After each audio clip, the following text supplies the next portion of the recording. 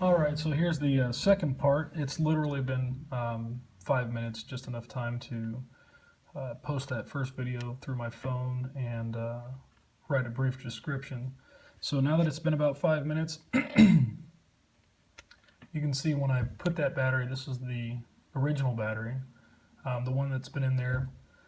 This one is a new battery out of the package. I haven't used it, just wanted to confirm to make sure this one wasn't dead.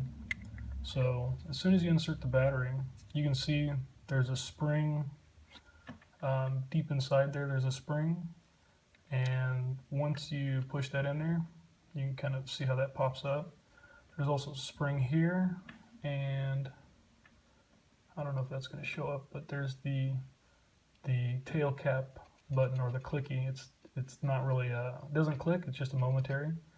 And so as soon as you touch that spring to the ground and the threads, you'll see that side switch.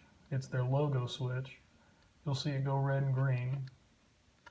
And then if I thread it on there a little bit, the tail cap won't work until it's threaded on all the way, but at least the side switch will work.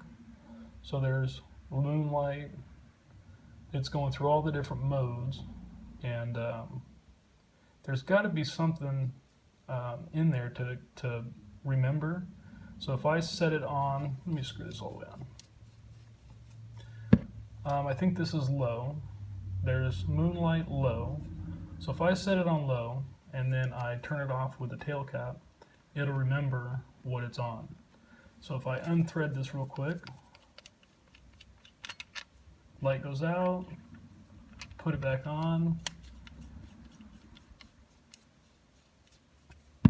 it remembers, right? So there's something storing that setting. If I turn it on, it's low, let's say, turn on low, let's just use low as an example.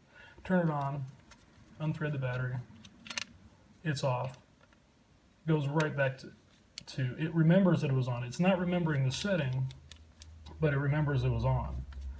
So there's something going on with it. If I was playing with it, if I do this a few times, eventually